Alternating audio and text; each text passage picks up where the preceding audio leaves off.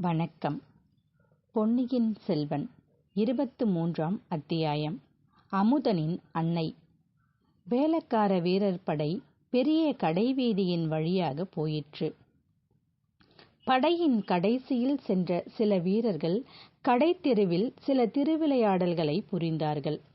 ஒருவன் ஒரு பட்சணக் கடையில் புகுந்து ஒரு கூடை நிறைய அதிரசத்தை எடுத்துக்கொண்டு வந்து மற்ற வீரர்களுக்கு விநியோகித்தான்.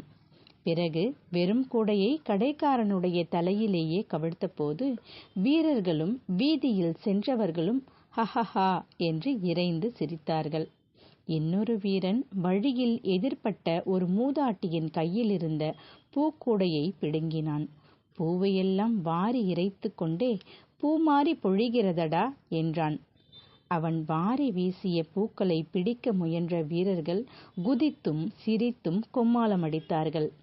எதிரில் வந்த ஒரு மாட்டு வண்டியை இன்னொரு வீரன் நிறுத்தி மாட்டை வண்டியிலிருந்து பூட்டு அவிழ்த்து விரட்டி அடித்தான். மாடு மிரண்டு மக்கள் கூட்டத்தினிடையே புகுந்து சிலரை தள்ளிக்கொண்டு ஓடியது. மீண்டும் ஒரே கோலாகல சிரிப்புத்தான். இதையெல்லாம் பார்த்து கொண்டிருந்த வந்தியத்தேவன், ஆஹா, பழுவேட்டரையரின் வீரர்களைப் போல இவர்களும் விளையாடுகிறார்கள். இவர்களுடைய விளையாட்டு மற்றவர்களுக்கு வினையாக இருக்கிறது. நல்ல வேளை, இவர்களுடைய பார்வை நம் மீது விழாமல் ஒதுங்கி நின்றோம். இல்லாவிடில் ஒரு சண்டை ஏற்பட்டிருக்கும், வந்த காரியம் கெட்டுப்போயிருக்கும் என்று எண்ணிக்கொண்டான். ஆனால் ஒரே ஒரு வித்தியாசமும் அவனுக்கு புலனாயிற்று. வேளக்கார படை வீரர்களின் விளையாடல்களை இங்குள்ள ஜனங்கள் அவ்வளவாக வெறுக்கவில்லை. அவர்களுடைய கொம்மாளத்தில் ஜனங்களும் சேர்ந்து சிரித்து குதூகலித்தார்கள். இதை பற்றி கேட்கலாம் என்று திரும்பி பார்த்தபோது பூக்கூடையுடன் நின்ற சிறுவனை வந்தியத்தேவன் காணவில்லை. கூட்டத்திலும் கோலாகலத்திலும் அந்த வாலிபன் எங்கேயோ போய்விட்டான். ஒருவேளை அவனுடைய வேலையை பார்க்க போயிருக்கக்கூடும். வேளக்கார படை மாலையில் கோட்டையிலிருந்து வெளியேறிய பிறகு மற்ற யாரையும் உள்ளே விடுவதில்லை என்று வந்தியத்தேவன் அறிந்து கொண்டான். இரவு பகல் எந்த நேரத்திலும் கோட்டைக்குள் பிரவேசிக்கும் உரிமை பெற்றவர்கள் அரச குடும்பத்தை சேர்ந்தவர்களும் அமைச்சர்களும் தண்டநாயகர்களும் தான். பழுவேட்டரையர்களின் குடும்பத்தாருக்கும் அவ்வுரிமை உண்டு என்று வந்தியத்தேவன் தெரிந்து கொண்டான். எனவே ராத்திரியே கோட்டைக்குள் போக வேண்டும் என்ற உத்தேசம் அவனுக்கு மாறிவிட்டது. தன்னிடமிருந்த லட்சணை மோதிரத்தை காட்டி சோதனை செய்ய வந்தியத்தேவன் விரும்பவில்லை. அதைவிட இரவு கோட்டைக்கு வெளியிலேயே தங்கி நகரை சுற்றி பார்த்துவிட்டு நாளை உதயத்திற்கு பிறகு கோட்டைக்குள் செல்வதே நல்லது. ராத்திரியில் அப்படியே கோட்டைக்குள் பிரவேசித்தாலும் அரசரை தரிசித்து ஓலை கொடுப்பது இயலாத காரியமே அல்லவா? கோட்டை மதிலை சுற்றிலும் இருந்த வீதிகளின் வழியாக வந்தியத்தேவன் வேடிக்கை பார்த்து கொண்டே மெதுவாக சென்றான். அன்று பலகாத தூரம் பிரயாணம் செய்திருந்த அவனுடைய குதிரை மிக களைத்திருந்தது. சீக்கிரத்தில் அதற்கு ஓய்வு கொடுத்தாக வேண்டியதுதான். இல்லாவிடில் நாளைக்கு அவசியம் ஏற்படும் போது இக்குதிரையினால் பயனில்லாமல் போய்விடும். வசதியாக தங்குவதற்கு ஓரிடம் விரைவில் கண்டுபிடித்தாக வேண்டும். தஞ்சைபுரி அப்போது புதிதாக பல்கி பெருகி பறந்து வளர்ந்து கொண்டிருந்த நகரம். அதிலும் அப்போது மாலை நேரம். நூற்றுக்கணக்கான வீதி விளக்குகள் ஏற்றப்பட்டு ஒளி வீச தொடங்கியிருந்தன. வீதிகளெல்லாம் ஜே ஜே என்று ஒரே ஜனக்கூட்டம். வெளியூர்களிலிருந்து பல அலுவல்களின் நிமித்தமாக வந்தவர்கள் அங்கும் இங்கும் சென்று கொண்டிருந்தார்கள். அவர்களில் சோழ நாட்டு பட்டணங்களிலிருந்தும் கிராமத்திலிருந்தும் வந்தவர்களும் இருந்தார்கள். புதிதாக சோழ சாம்ராஜ்யத்திற்கு உட்பட்டிருந்த நாடுகளிலிருந்து வந்தவர்களும் காணப்பட்டார்கள். பொருணை நதியிலிருந்து பாலாற்றங்கரை வரையிலும் கீழே கடற்கரையிலிருந்து மேற்கு கடற்கரை வரையிலும் பரந்திருந்த தேசங்களிலிருந்து தலைநகருக்கு பலர் வந்திருந்தார்கள். விந்திய மலைக்கு வடக்கே இருந்து வந்தவர்களும் கடல் கடந்த நாடுகளிலிருந்து வந்தவர்களும் கூட சிலர் அம்மாநகரின் வீதிகளில் ஆங்காங்கே தோன்றினார்கள். ஆப்பம், அதிரசம் முதலிய தின்பண்டங்கள் விற்ற கடைகளில் மக்கள் ஈ மொய்ப்பது போல் மொய்த்து அப்பண்டங்களை வாங்கி கொண்டிருந்தார்கள். வாழைப்பழங்களும் வேறு பலவித கனிகளும் மலை மலையாக குவிந்து கிடந்தன. பூக்கடைகளை பற்றியோ சொல்ல வேண்டியதில்லை. முல்லையும் மல்லிகையும் திரு ஆத்தியும் செண்பகமும் புஷ்ப குன்றுகளைப் போல் காட்சி தந்தன. அந்த மலர் குன்றுகளை சுற்றி பெண்மணிகள் வண்டுகளைப் போல ரீங்காரம் செய்து கொண்டு மொய்த்தார்கள். புஷ்ப கடைகளின் அருகில் சென்றதும் வந்தியத்தேவன் அந்த பூக்கார வாலிபனை நினைத்து கொண்டான். அவனை மறுபடியும் பார்க்க கூடுமானால் எவ்வளவு சௌகரியமாயிருக்கும்! இந்த நகரில் வசதியாக தங்குவதற்கு ஓரிடம் அவனை கேட்டு தெரிந்து கொள்ளலாமல்லவா? இப்படி எண்ணிய போதே சற்று தூரத்தில் அந்த வாலிபன் வந்து கொண்டிருப்பதை வந்தியத்தேவன் கண்டான். குதிரையிலிருந்து இறங்கி அவனை அணுகினான். தம்பி, பூக்கூடையில் ஒன்றையும் காணோமே, பூவெல்லாம் எங்கே? விற்றாகிவிட்டதா? என்றான். விற்பதற்காக நான் பூ கொண்டு வரவில்லை, கோயில் பூஜைக்காக பூ கொண்டு வந்தேன். பூவை கொடுத்தாகிவிட்டது, வீட்டுக்கு திரும்பி போகிறேன். எந்த கோயிலுக்கு நீ இந்த புஷ்ப கைங்கரியம் செய்கிறாய்? தளிக்குளத்தார் ஆலயம் என்று கேட்டதுண்டா? ஓஹோ, தஞ்சை தளிக்குளத்தார் என்று கேள்விப்பட்டிருக்கிறேன். அந்த கோவில்தான் போலிருக்கிறது. பெரிய கோவிலா அது? இல்லை, சிறிய கோவில்தான். கொஞ்ச காலமாக இத்தஞ்சையில் துர்க்கையம்மன் கோவிலுக்குத்தான் மகிமை அதிகம். அங்கேதான் பூஜை, பொங்கல், பலி, திருவிழா ஆர்ப்பாட்டங்கள் அதிகம். அரச குடும்பத்தாரும் பழுவேட்டரையர்களும் துர்க்கையம்மன் கோவிலுக்குத்தான் அதிகமாக போகிறார்கள். தளிக்குளத்தார் கோவிலுக்கு அவ்வளவு மகிமை இல்லை. தரிசனம் செய்ய ஜனங்கள் அவ்வளவாக வருவதில்லை. நீ இந்த புஷ்ப கைங்கரியம் செய்து வருகிறாயே, இதற்காக ஏதேனும் சன்மானம் உண்டா? எங்கள் குடும்பத்துக்கு இதற்காக மானியம் இருக்கிறது. என் பாட்டனார் காலத்திலிருந்து கண்டராதித்த சக்கரவர்த்தி விட்ட நிவத்தம் உண்டு. தற்சமயம் நானும் என் தாயாரும் இந்த கைங்கரியத்தை செய்து வருகிறோம். தளிக்குளத்தார் கோவில் செங்கல் திருப்பணியா அல்லது கருங்கல் திருப்பணி செய்திருக்கிறார்களா என்று வல்லவரையன் கேட்டான். அவன் வருகின்ற வழியில் பல செங்கல் கோயில்களுக்கு கருங்கல் திருப்பணி நடந்து கொண்டிருப்பதை பார்த்திருந்தபடியால் இவ்விதம் கேட்டான். இப்போது செங்கல் கோயில்தான், கருங்கல் திருப்பணி விரைவில் தொடங்கும் என்று கேள்வி. இந்த திருப்பணியை உடனே நடத்த வேண்டும் என்று பழையாறை பெரிய பிராட்டியார் விரும்புகிறாராம். ஆனால் என்று அந்த வாலிபன் தயங்கி நிறுத்தினான். ஆனால் என்ன? பராபரியாக கேள்விப்பட்டதையெல்லாம் சொல்வதில் என்ன பயன்? பகலில் பக்கம் பார்த்து பேசு, இரவில் அதுவும் பேசாதே என்று சொல்ல கேட்டிருக்கிறேன். இதுவோ நாற்சந்தியும் கூடும் இடம், நம்மை சுற்றிலும் ஜனங்கள். இந்த மாதிரி இடத்திலே நின்றுதான் தைரியமாக எந்த ரகசியமும் பேசலாம். இந்த பெருங்கூட்டத்திலும் இரைச்சலிலும் நம்முடைய பேச்சு யார் காதிலும் விழாது. பேசுவதற்கு ரகசியம் என்ன இருக்கிறது என்றான் அந்த வாலிபன். வந்தியத்தேவனை கொஞ்சம் சந்தேகத்துடன் பார்த்து, ஆஹா, இந்த பிள்ளை நல்ல புத்திசாலி. இவனுடன் சிநேகம் செய்து கொள்வதில் லாபம் உண்டு. பல விஷயங்களை அறியலாம். ஆனால் இவன் மனதில் வீண் சந்தேகத்தை உண்டாக்கக்கூடாது. இவ்விதம் வந்தியத்தேவன் எண்ணி, ஆமாம், ரகசியம் என்ன இருக்கிறது? ஒன்றுமில்லைதான். போனால் போகட்டும் தம்பி. இரவு எங்கேயாவது நான் நிம்மதியாக தூங்க வேண்டும். வெகு தூரம் பிரயாணம் செய்து மிகவும் களைப்படைந்திருக்கிறேன். எங்கே தங்கலாம்? ஒரு நல்ல விடுதிக்கு வழிகாட்டி எனக்கு உதவி செய்ய முடியுமா என்று கேட்டான். இந்த நகரில் தங்குவதற்கு இடங்களுக்கு என்ன குறைவு? சத்திரங்கள் எத்தனையோ இருக்கின்றன.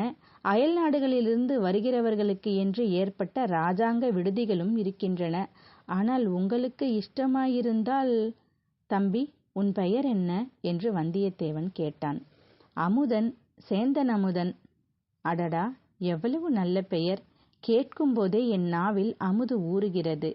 எனக்கு இஷ்டமாயிருந்தால் உன்னுடைய வீட்டுக்கு வந்து தங்கலாம் என்று தானே நீ சொல்லத் தொடங்கினாய்? ஆமாம், அது எப்படி உங்களுக்கு தெரிந்தது? என்னிடம் மந்திர வித்தை இருக்கிறது, அதனால் தெரிந்து கொண்டேன். உன் வீடு எங்கே இருக்கிறது? நகர எல்லையை தாண்டி கூப்பிடு தூரத்தில் எங்கள் பூந்தோட்டம் இருக்கிறது. தோட்டத்துக்குள்ளே எங்கள் வீடும் இருக்கிறது என்றான் அமுதன். ஆஹா, அப்படியானால் உன் வீட்டுக்கு நான் வந்தே தீருவேன். இந்த பட்டணத்து சந்தடியில் என்னால் இன்றிரவை கழிக்க முடியாது. மேலும் உன்னை போன்ற உத்தம புதல்வனை பெற்ற உத்தமியை தரிசிக்க விரும்புகிறேன். என்னை பெற்ற அன்னை உத்தமிதான், ஆனால் துர்பாகியசாலி. அடடா, ஏன் அவ்வாறு சொல்கிறாய்? ஒருவேளை உன் தந்தை... என் தந்தை இறந்துதான் போனார். ஆனால் அது மட்டுமில்லை, என் தாய் பிறவியிலேயே துர்பாகியசாலி. பார்த்தால் தெரிந்து கொள்வீர்கள். வாருங்கள், போகலாம்.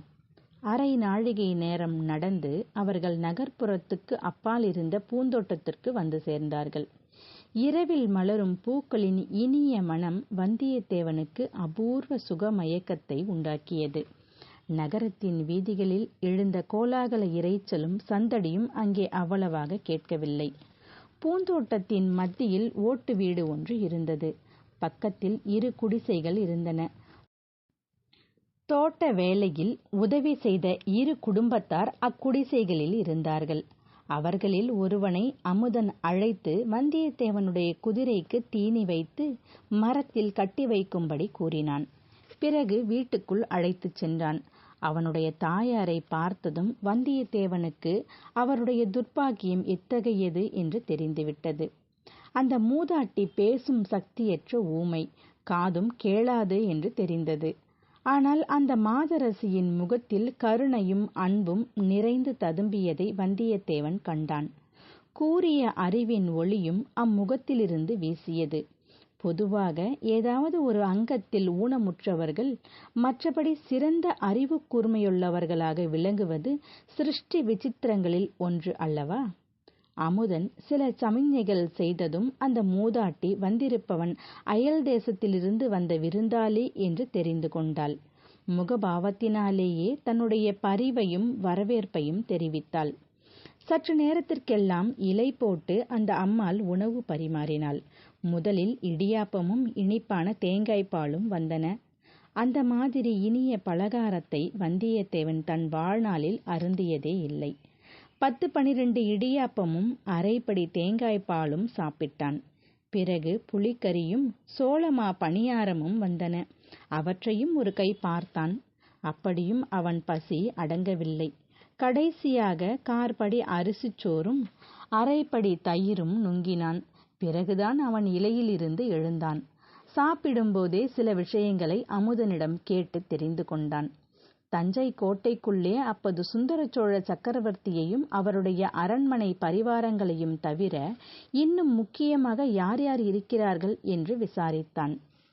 பெரிய பழுவேட்டரையர், சின்ன பழுவேட்டரையர் இவர்களின் மாளிகைகளும் பரிவாரங்களும் அங்கு இருந்தன. தன பொக்கிஷம், தானிய பண்டாரம் இரண்டும் கோட்டைக்குள் இருந்தபடியால் அவற்றை பரிபாலிக்கும் அதிகாரிகளும் கணக்கர்களும் இருந்தார்கள்.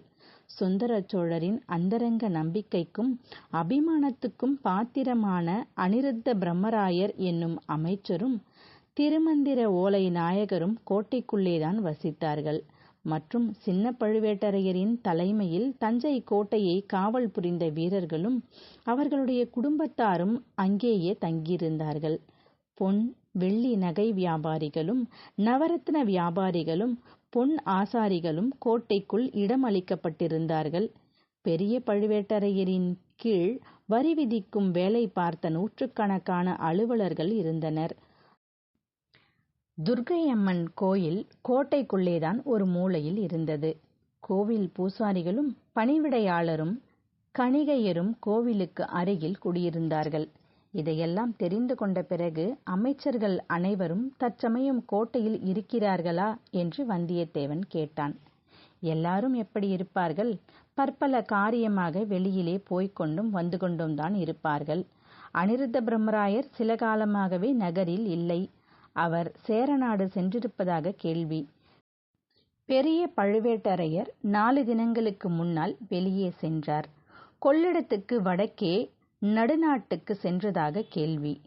போனவர் ஒருவேளை திரும்பி வந்திருக்கலாம் அல்லவா? உனக்கு தெரியாதாக்கும்? இன்று சாயங்காலம் பழுவூர் இளையராணியின் பல்லக்கு வந்தது. கோட்டை வாசலில் நானே பார்த்தேன். ஆனால் பழுவேட்டரையர் வரவில்லை. ஒருவேளை வழியில் எங்கேனும் தங்கிவிட்டு நாளை வரக்கூடும். தம்பி, இளவரசர் மதுராந்தகத்தேவரும் கோட்டைக்குள்ளேதானே தங்கியிருக்கிறார்? ஆமாம், பழுவேட்டரையர் அரண்மனைக்கு பக்கத்தில் மதுராந்தகரின் மாளிகை இருக்கிறது. சின்ன பழுவேட்டரையரின் திருமகளை மனம் புரிந்து மருகர் அல்லவா அவர்? ஓஹோ, அதுவும் அப்படியா? எனக்கு இதுவரையில் தெரியாதே. ரொம்ப பேருக்கு தெரியாதுதான். சக்கரவர்த்தியின் தேக அசௌகரியத்தை முன்னிட்டு திருமணத்தை கோலாகலமாக நடத்தவில்லை. நல்லது. மதுராந்தகத்தேவர் இப்போது கோட்டைக்குள்ளேதானே இருக்கிறார்? கோட்டைக்குள்ளேதான் இருக்க வேண்டும். ஆனால் மதுராந்தகத்தேவர் சாதாரணமாக வெளியில் வருவதில்லை. மக்கள் அவரை பார்க்க முடிகிறதும் இல்லை. சிவபக்தியில் ஈடுபட்டு பெரும்பாலும் யோகத்திலும் தியானத்திலும் பூஜையிலும் காலங்கழிப்பதாக கேள்வி. ஆனாலும் இத்தனை நாளைக்கு பிறகு கல்யாணம் செய்து கொண்டிருக்கிறாரே? ஆமாம், அது கொஞ்சம் வியப்பான காரியம்தான். கல்யாணத்திற்கு பிறகு மாப்பிள்ளை தேவரின் மனமே மாறிப்போயிருப்பதாயும் சொல்கிறார்கள். நமக்கென்ன அதை பற்றி? பெரிய இடத்து பேச்சு பேசாமல் இருப்பதே நல்லது. சேந்தன் அமுதனிடம் இன்னும் பல விஷயங்களை கேட்டு தெரிந்து கொள்ளும் ஆவல் வந்தியத்தேவனுக்கு இருந்தது. ஆனால் அதிகமாக ஏதேனும் கேட்டு சந்தேகத்தை கிளப்பிவிட அவன் விரும்பவில்லை. இத்தகைய சாது பிள்ளையின் சிநேகம் தனக்கு பேருதவியாயிருக்கும். தஞ்சையில் தங்க இம்மாதிரி ஒரு வீடு அகப்பட்டதும் தன்னுடைய அதிர்ஷ்டந்தான். அதையெல்லாம் கெடுத்துக் கொள்வானேன்? மேலும் நீண்ட பிரயாண களைப்புடன் முதல் நாள் இரவு கண்விழித்ததும் சேர்ந்து கொண்டது. கண்ணை சுழற்றி கொண்டு தூக்கம் வந்தது. சேந்தன் அமுதன் அவனுடைய நிலையை அறிந்து விரைவில் படுக்கையை போட்டு கொடுத்தான். தூக்க மயக்கத்தில் கடைசியாக வந்தியத்தேவனுடைய மனதில் பழுவூர் இளையராணியின் திருமுகம் வந்தது. அப்பப்பா, என்ன அழகு, என்ன ஜொலிப்பு! அந்த மாய மோகன வடிவத்தை திடீரென்று அவன் பார்த்ததும் அடியோடு செயலிழந்து கண்கொட்டாமல் திகைத்து நின்றது இன்னொரு அனுபவத்தை அவனுக்கு நினைவூட்டியது. சிறு பிராயத்தில் ஒரு சமயம் காட்டு வழியாய் போய்க் கொண்டிருக்கையில் திடீரென்று படமெடுத்து ஆடிய பாம்பு ஒன்று அவன் முன் எதிர்பட்டது. அதன் அழகே அழகு, கவர்ச்சியே கவர்ச்சி. வந்தியத்தேவனால் பாம்பின் படத்திலிருந்து கண்ணை அகற்றவே முடியவில்லை, கண்கொட்டவும் முடியவில்லை. பார்த்தது பார்த்தபடி நின்றான். பாம்பும் ஆடிக்கொண்டே இருந்தது. பாம்பு ஆடிய போது அதற்கிணங்க அவன் உடம்பும் ஆடியது. அதன் முடிவு என்ன ஆகியிருக்குமோ தெரியாது. திடீரென்று ஒரு கீரிப்பிள்ளை வந்து பாம்பின் மீது பாய்ந்தது. இரண்டும் துவந்த யுத்தம் தொடங்கின. அந்த சந்தர்ப்பத்தை பயன்படுத்தி கொண்டு வந்தியத்தேவன் ஒரே ஓட்டமாக ஓடி வந்து விட்டான். சீச்சி, என்ன உதாரணம்! இந்த புவன மோகினியான சுந்தராங்கியை படமெடுத்த பாம்புக்கா ஒப்பிடுவது? இவளுடைய பால் வடியும் முகத்தை ஒரு தடவை பார்த்தாலும் பசி தீர்ந்து விடுமே. நாளைக்கு அவளை மறுபடியும் காணப்போகிறோம் அல்லவா? அவளுடைய குரலிலேதான் என்ன மதுரம்! இவள் ஒரு அபூர்வமான அழகிதான். ஆனால் குடந்தை சோதிடர் வீட்டிலும் அரிசிலாற்றங்கரையிலும் பார்த்த அந்த இன்னொரு பெண், அவளுடைய முகத்திலும் காந்தி ஒளிவிட்டது, அழகு சுடர்விட்டது. இரண்டு முகங்களும் சுந்தர முகங்களாயினும் அவற்றுக்குள் எத்தனை வேற்றுமை! அதில் கம்பீரமும் பெருந்தன்மையும், இதில் மோகனமும் கவர்ச்சியும். இப்படி அவன் உள்ளம் அந்த இரு மங்கையரின் முகங்களையும் ஒப்பிட்டு கொண்டிருந்த போது மற்றொரு மங்கை வந்து குறுக்கிட்டாள். சர்வாதிகார கொடுங்கோல் அரசியான நித்ரா தேவி வந்தியத்தேவனை பரிபூரணமாக ஆட்கொண்டாள்.